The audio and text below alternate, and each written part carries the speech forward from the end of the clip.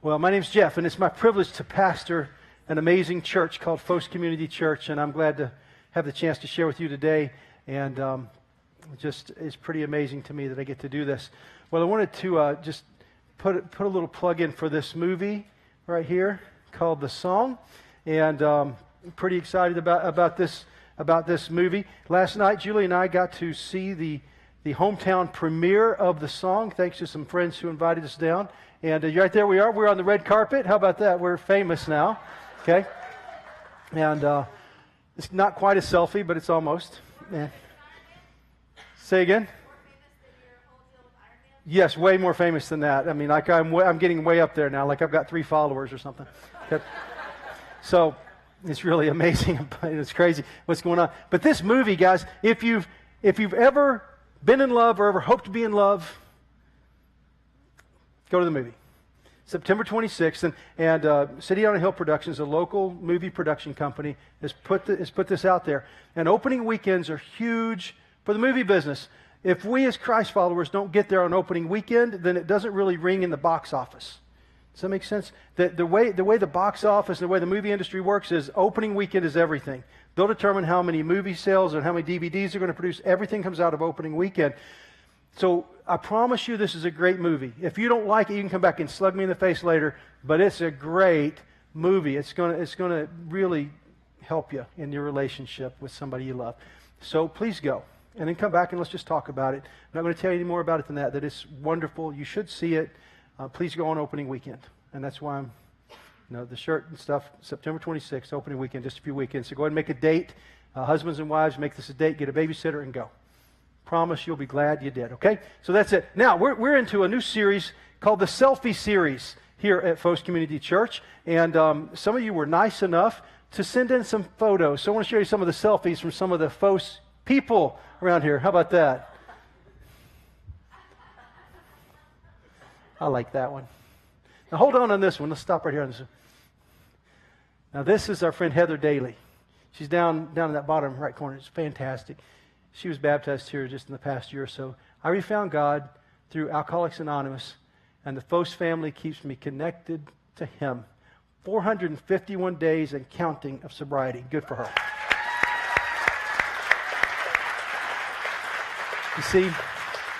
You see, Phos is really dedicated to the proposition that people can change and people can grow, and that God can do amazing things in people's lives, and He's doing it in her life and in so many others. I think we may have 1 or 2 more up there. Ah, sweet.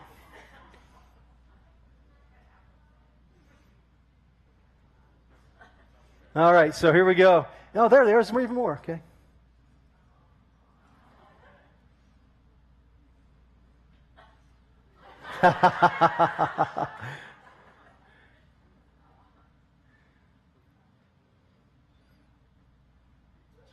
Man, we got some really good-looking people around here, don't we? It's good. Some of you guys, you're beautiful people, so it's good. So this selfie series, the selfie idea, taking a photo of yourself. How many of you guys have ever done that before, taking a photo of yourself? Yeah? How many of you guys have posted them? Loud and proud. Good. Well, obviously some of you have because you put them up there, but still I'm not quite used to that idea, but, I try it sometimes. But my son helped me one day understand how life really is. Caleb, our 12-year-old, who's very socially connected and has lots of Instagram and Twitters and stuff, and he's all connected. And he noticed one of my posts. And he noticed how many people had noticed my post. Like 2. And he said, "Dad, you're not very popular, are you?" Like, "Yeah, you're right, son. I'm really not very popular." And that's kind of how it is. And hopefully you guys are all more popular than I am. But social media and this deal has created quite a phenomenon. And what is it about us that we want the world to see our story, don't we? We want to be out there. What do you think it is? Why are selfies such a big deal for us? Where's that come from?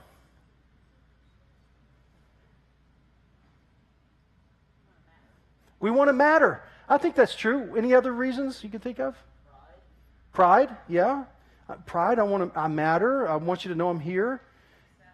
Acceptance. Yeah. Anybody, you don't have to raise your hand on this one, but if you've ever looked at the number of people following you or retweeting your tweet, I don't know what it becomes in a retwittered. whatever, I mean, if you've ever noticed that, and not many people do, if you've ever been a little depressed by that, yeah, you know what I'm saying, don't you? Yeah. And so sometimes it reminds us I'm not very popular. I don't matter as much as I wanted to. Now, some of you guys are wildly famous, I'm sure. And you've got lots of followers and people that hang on every post you make and all that. But this new world of social media has kind of changed the dynamic some for us.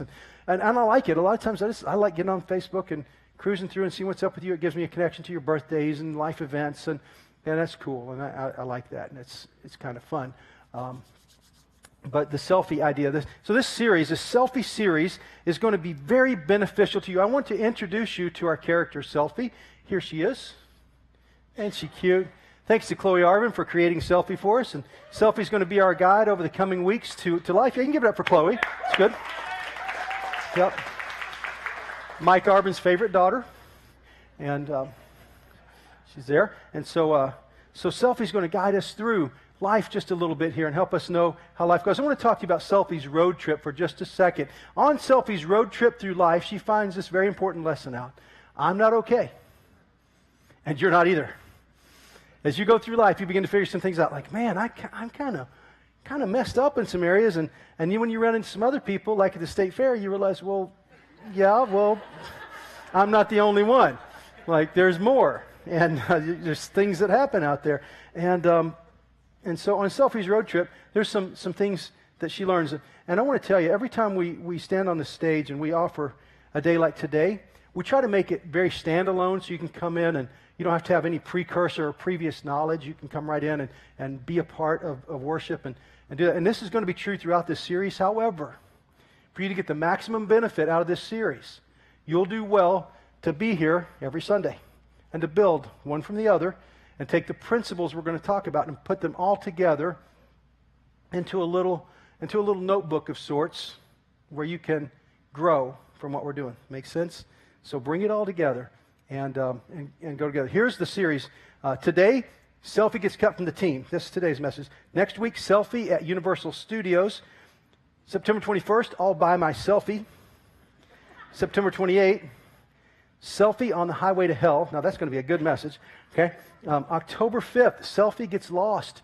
Now, this one, ladies in particular, this Sunday on October 5th, we're going to have several ladies on the stage sharing about what it is to navigate life as a woman, and especially as you navigate from being with children when they're young, and how that is to children when they're older and have left the home, and how you find purpose again, and all kinds of stuff that I think is kind of a unique deal. So if you have any girlfriends that are struggling with, what do I do with me now? Then this would be a fantastic Sunday to have them here. October 12th, short selfie disease. And then October 19th, Selfie's homecoming. And it's going to be a really good series. It's going to be powerful. It's going to help you. So I hope that you'll go ahead and make a commitment. Just come every week and check it out and see what God does in your life. Now, today's message. Selfie gets cut from the team. Selfie gets cut from the team.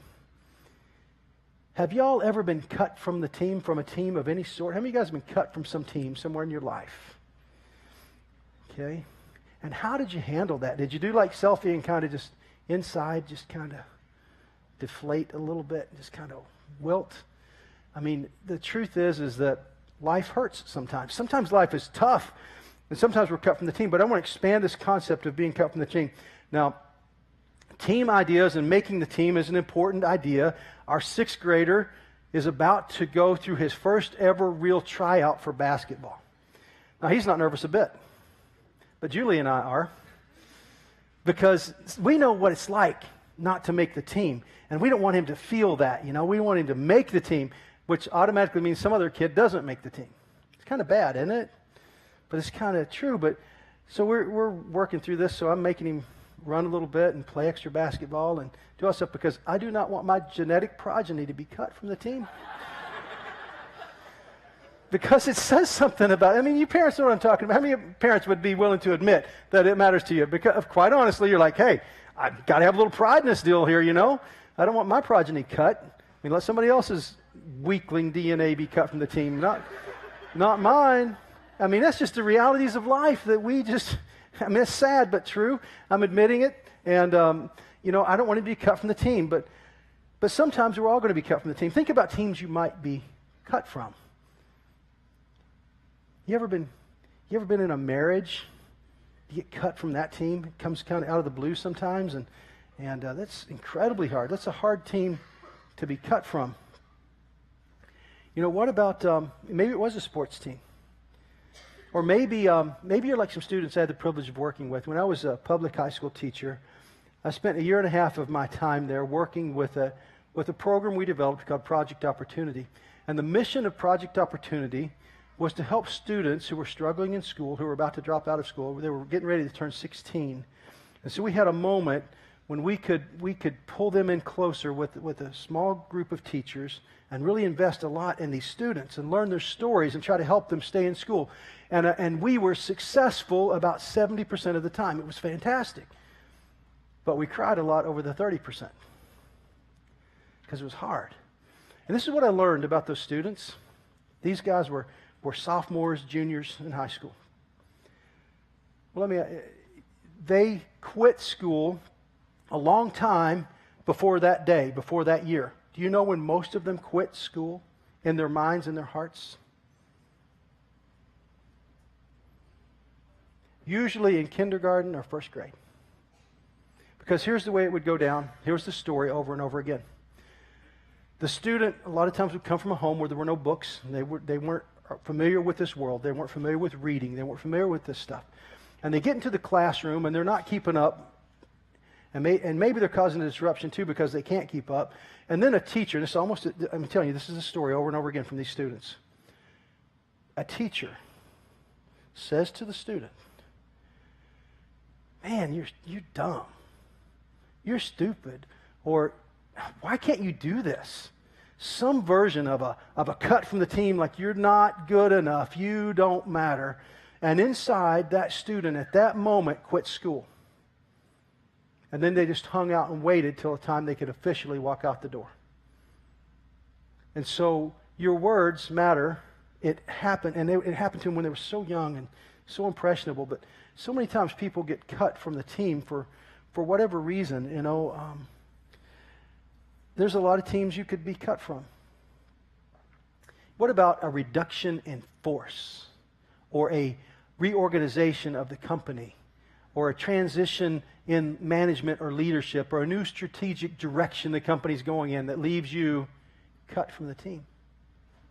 If you've ever been there, and a lot of us have, and if you've not been, chances are you will get to experience that sometime. You're going to get cut from the team. So what do you do then? How do you respond? How do you get through it when you're cut from the team, when you don't make the team, when you're not good enough for whatever reason? What are you going to do? How do you come back? How do you bounce back? I want to talk to you about that today. I want to give you some current examples of people that were cut from the team, or nearly. There was a creative genius who started a little computer company known as Apple. And Steve Jobs starts the company, and then a few years later, the company grows, is having some success, and guess who gets cut from the company? Steve Jobs. Cut from Apple. Did you know that? He was cut from Apple. He was gone for several years. He went out and worked with Pixar and did some other stuff. I think he actually maybe was the creator of Pixar, and did some other things. He was productive while he worked, and he was called back to Apple. He was cut from his own team, from his own organization. Kind of crazy, huh? But that could happen. Sometimes you get rejections from people, and then you take it as a label. You wear it as a label. J.K. Rowling, who wrote all the Harry Potter books. Now, I'm not commending or recommending Harry Potter. I'm just saying incredibly popular books. Do you know how many publishers rejected her manuscript?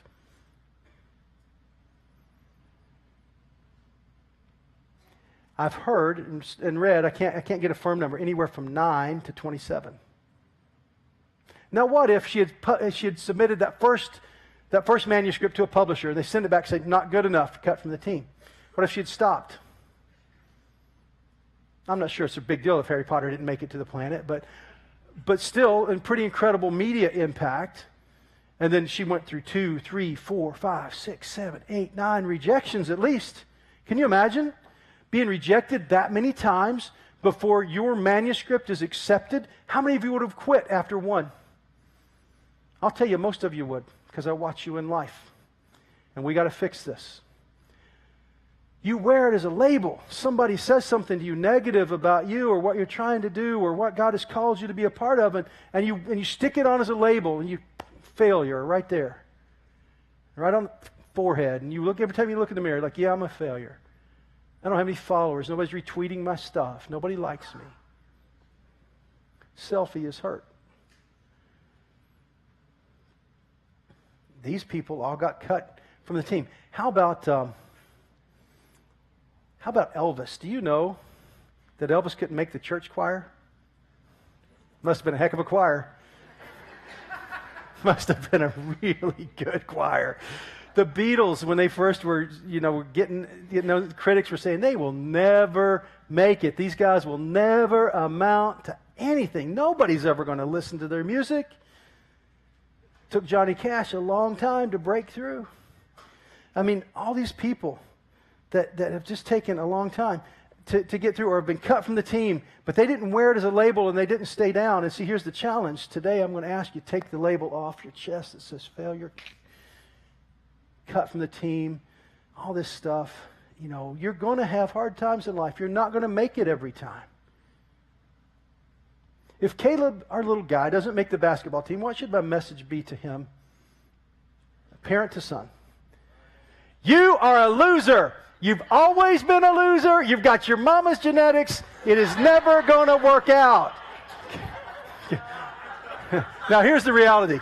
When it comes to basketball, he better pray for his mama's genetics because she shoots way better than I do, and for her mother's height genes on the other side of the family because she's got brothers who are 6'5", 6'6", stuff like that, way taller than me. So we're praying that there's a lot of Kent in this little guy.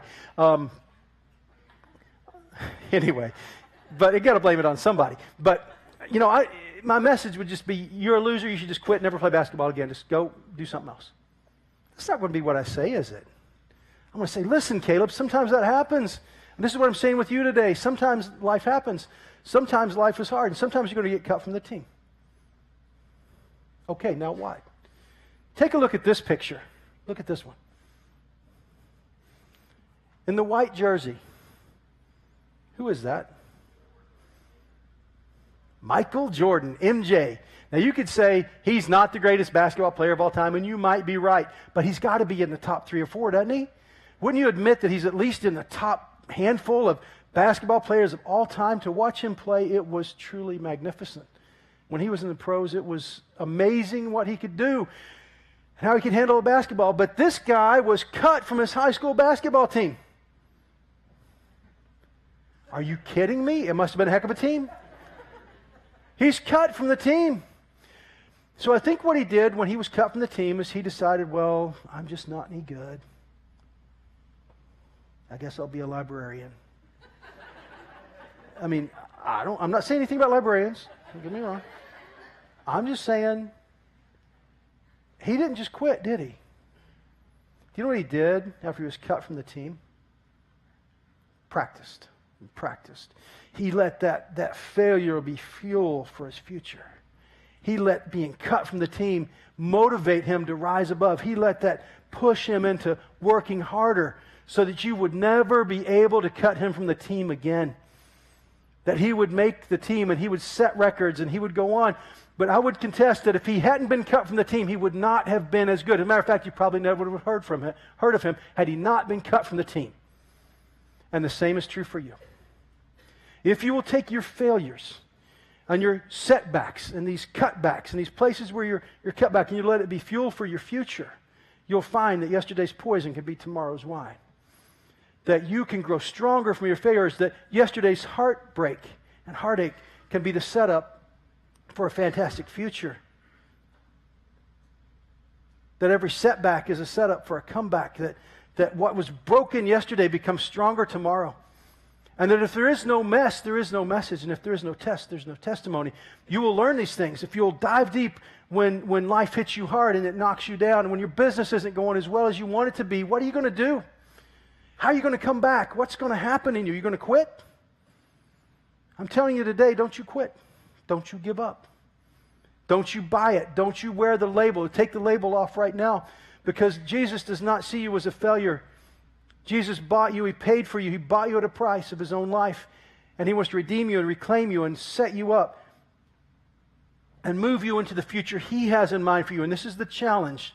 He's moving you into the future he has in mind for you, not the future you have in mind for you. And this is the challenge. You must give up on your own self-improvement project and in creating your own future, and cooperate with God in creating the future he has in mind for you. And sometimes being cut from the team is exactly what you need in order to grow. It happens in the Bible all the time.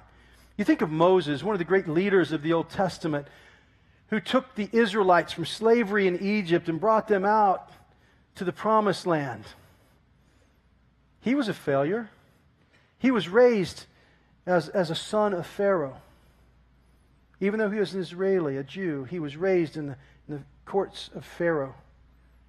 And at some moment in his life, he began to realize he was really a Jew, and he took on an Egyptian slave master and killed him and hid his body, but then people discovered it. And Moses runs for his life, and he spends 40 years cut from the team, learning to be a shepherd so that he could take the tools of being a shepherd, of being in the wilderness and knowing how to navigate the wilderness. He brought that skill set back from his failure for being cut from the team. He brought that skill set back to lead these Israelis, and God knew that they needed a shepherd to lead them. So what looked like the end and what looked like a failure was just the beginning of what God was going to do with him. There was a fellow named Peter, a close follower of Jesus, and Jesus' inner three of the 12, who loved Jesus and was committed to him, and even told Jesus, man, if they come to get you, I'm going to die with you. And then Peter stands near the fire, and in the court next to him, Jesus is on trial in a mock trial that everyone knows this is all wrong. And Peter denies Jesus 3 times. He's a failure. And he's heartbroken. But Jesus reestablishes him and heals his heart and puts him back together and puts him back in the game. And this same Peter, who was a failure yesterday, becomes a leader of the early church. And the church that we know today is largely, in part, it's responsibility of Peter to help start that. So the broken heart of yesterday becomes the stronger heart of tomorrow. And Peter did indeed die as a follower of Jesus Christ, because his heart was strengthened because of his failure. Your failure is not the end. And then there's Joseph of the Old Testament. Joseph, you may know him as the favorite son of Israel, as the chosen one. He was the baby in his family. He was the youngest brother. And we all know that the youngest in the family is the baby, and they get all the good stuff, right? How many of you guys would agree to that the babies always get the good stuff? Yeah, and some of you babies are saying, no, it's not true. Well, all the older ones, we know it is, okay? So just get over it. In our family, they all know, my Joshua and Evelyn, the older two, all know that Caleb is the baby and he gets everything he wants. And unfortunately, sometimes that's true. Our daughter especially has a hard time with this. She's almost 25, and she says, Dad, this is not fair. I'm like, that's right, baby, it's not fair. But I had to learn on somebody, and it was you. And I'm a better dad now than I was then, and it's just sorry it happened to go that way. I mean, you should have been third. But, I can't help it. But Joseph was the youngest son. He was favorite. And he got favorited by his dad all the time, even favorited to the point where his dad made this incredible coat of many colors and gave it to Joseph, a sign of favoritism. And I'm sure Joseph wore that coat of many colors just like you would wear a leather jacket in high school that's loaded with all of your accomplishments. And he strutted in that coat, and he wore that in front of his brothers, and it was always a reminder that Joseph felt like he was better than his brothers. Joseph was given the gift of having dreams and being able to interpret dreams.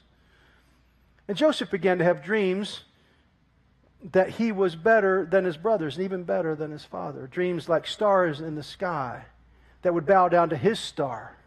And then these stalks of grain out in the field that were standing up, and the stalks of grain of his brothers and even of his father would bow down to Joseph's stalk. And he had the audacity to tell his brothers about those dreams. Now that is not very smart. The brothers hated him. They couldn't stand him. So one day when Joseph was sent to the fields in Shechem to check on his brothers who were tending the flocks, the brothers saw that coat coming a long way off. And they said, "There's the dreamer. Here's our chance. We can get rid of him right now." And so they conspired together. They huddled up and they decided, we're going to get rid of him out here in this wilderness. We'll kill him. We'll take that coat back to Dad and smeared with blood, and we'll just tell Dad he got killed by wild animals out here, and then we'll be done with him, and our problems will be over, because all the problems in the family always belong to the youngest child. Just kidding, okay? But in this case, they really thought it would solve it. And so they conspired to kill Joseph. But then there was a well nearby, and they decided, well, we won't kill him. We'll just put him down in that well over there. We'll take his coat, dip it in the animal's blood, take it back to Dad, and we'll be done with him. But as they're executing that plan, they're beginning to see this come through. There's a caravan off in the distance of traders, people that are merchants traveling across the desert. And they say, hey, you know what? We can get rid of him, and we can make some money. This is a really good deal. Surely this is God's will. Okay? And so they sell him into slavery with this traveling caravan going by, and go back and tell his father that he's dead. So Israel mourns for years. He's never the same again. His heart is broken to the core. And yet his brothers let this all stand as truth for years. In the meantime, Joseph, sold as a slave into this caravan, winds up in the house of a military person named Potiphar. Now Joseph, even though he's been cut from his family's team, he's cut from the most important team of all. He's left out. He's pushed out. He's gone away. Joseph serves well in the house of Potiphar, so well that Potiphar raises him up to be second in charge of his family. Only Potiphar has more power than Joseph. Well, Potiphar noticed Joseph's ability to rise. Potiphar's wife noticed Joseph's physique. Yeah. And she kept pursuing him and asking him to sleep with her. And he wouldn't do it. He said, I'm not doing it. I will not do this. I will not dishonor Potiphar. I will not dishonor him. And he was a righteous man. Joseph stayed righteous. And she got so furious at him one day that she trapped him, and she tried to approach him, and she winds up grabbing his coat and taking it away from him, and then going and screaming to the servants, he tried to rape me, he tried to do this. So Potiphar comes home and puts Joseph in prison. Joseph was righteous. He did not do anything wrong. And yet here he is. He was cut from his family. Now he's cut out of Potiphar's house, and he's put into a prison. It turns out that he's put into the prison of the Pharaoh. For years, he's in this prison. And by a series of circumstances, he becomes acquainted with some of Pharaoh's right-hand people who were also in prison. And he tells them, hey, when you get out of here, remember me. Remember me. Tell Pharaoh I'm down here. You know, I'm a good guy. I didn't do anything wrong, and all this. And so the baker and the wine taster get out, and it's years before they remember Joseph, until Pharaoh has some dreams that are hard to interpret. Nobody can interpret the dreams. And then finally they say, after 3 years, by the way, it's 3 more years, he's sitting in prison, languishing. But, by the way, rising to the top in the prison. He's serving well there. See, here's one of the keys. When you're cut from the team, wherever you wind up, serve well there. Become so good where you are that they can't help but put you back on a team somewhere. Don't you dare pout, shout, and do without, and sit back and whine and wear a label that says, I'm a loser. And don't you do this. This is not the way of a Christ follower. The way of a Christ follower is to rise wherever you are. Bring your best game wherever you are. Whatever it is you're called to do right now, whatever station you're given in life, bring your best. It's not beneath you to serve well. And if your job right now is to clean the toilets, then be the best toilet cleaner on the planet. You got it? Don't wear labels, and don't sit back, and don't accept that you're not good enough. God's just repositioning you. Finally, Pharaoh has these dreams that need to be interpreted. And then they finally remember Joseph after 3 years, and they call him up, and Joseph interprets the dreams of the Pharaoh. And the dreams are basically that there's going to be 7 good years in the land with great produce and great production of crops and of animals, and it's going to be magnificent. And then those 7 great years are going to be followed by 7 tragic years of famine. And Pharaoh is listening to this, and then he begins to realize this gentleman, this young man, Joseph, has some leadership ability. He begins to put him in charge of this plan to save Egypt from the famine that's coming. And Joseph does indeed do that. He's wise, and he serves well, and he works his way back up to the top to just the only person that is above anything in that land of Egypt was Pharaoh himself. Joseph was the right hand to the Pharaoh. And he controlled this plan to stockpile enough grain and to raise enough livestock to be able to endure 7 years of famine. And Joseph masterfully carries out this plan. And Egypt is staying alive, and they're thriving in the middle of the famine. And in a land far away, in the land of Canaan, Joseph's brothers and his father are beginning to die from starvation. So they've heard about the grain in Egypt, and they've heard that they could get grain from Egypt. And so Joseph's father sends the brothers to Egypt, not knowing that when they arrived in Egypt, they would stand in a food line to ask for food. And who would they stand in front of to ask for that food? Who would they bow down to and say, "Oh, please, sir, give us food for our families because we're starving"? They would stand in front of none other than Joseph. And their very lives would be in Joseph's hands. At first, Joseph didn't recognize him, but when he did, he was overcome with emotion.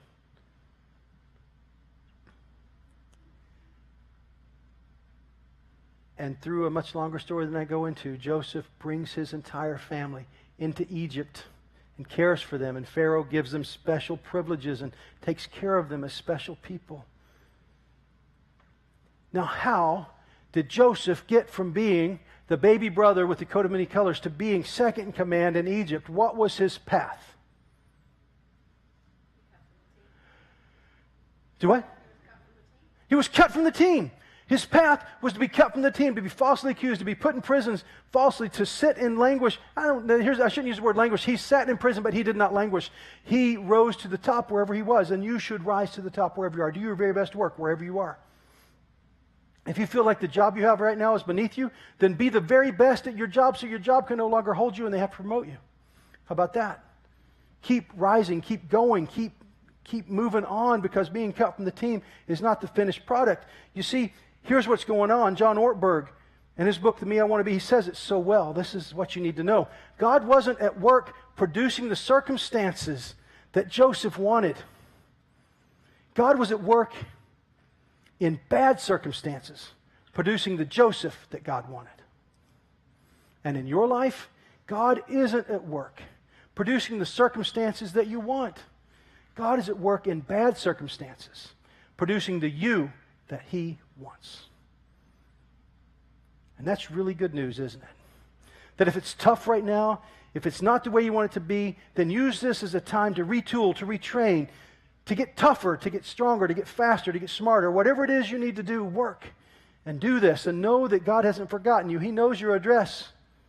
He knows who you are, and He has a plan for you. The challenge with American Christianity is this, that we want to give God our plan and ask Him to bless it. God, here is my plan for my life and what I want to do. And sometimes in that plan, we violate all kinds of things that the Scriptures say are true about life.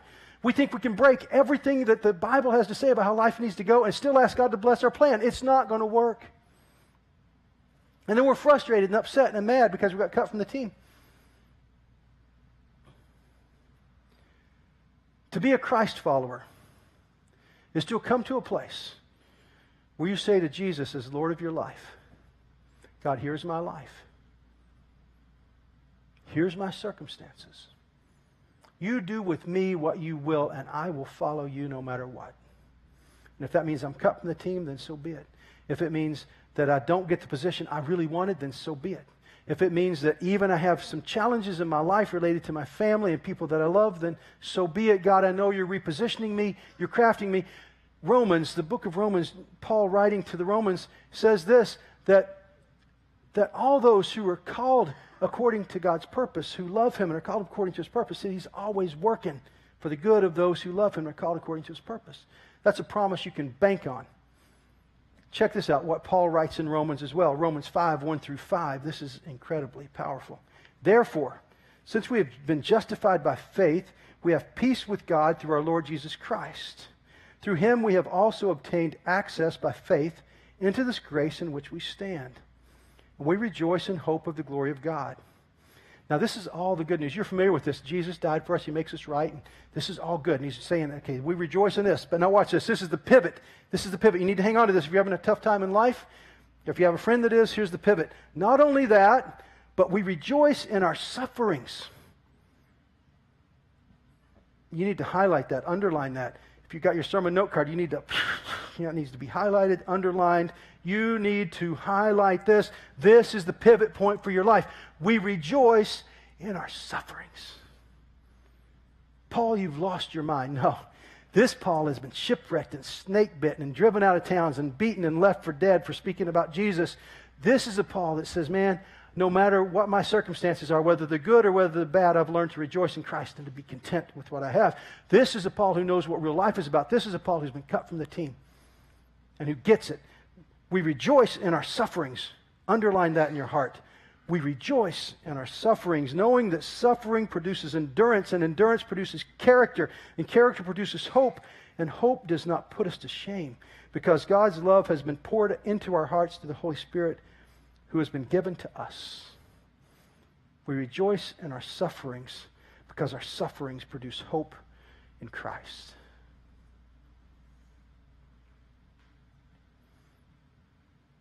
So don't you quit. Don't you give up. Don't you shrink back. Don't you wear that label anymore. You're not a loser because you got cut from the team. You're just a winner waiting to happen. You're a person in motion. You're a person under God's command and control. He's moving you somewhere else. Joseph never wore the label. He stayed in the game because Joseph knew this was true. Well, Paul J. Meyer said one time, he said this, in every adversity are the seeds of an equal or greater benefit. In every adversity are the seeds of an equal or greater benefit. When you face something tough in life, there's a good reason you're facing that tough thing. You can come through and become stronger and become different and become the person God wants to be. Because God's not about just fixing your circumstances into what you want them to be. God is about changing you through your circumstances into the person that He wants. And that's really good news, isn't it? So let's pray.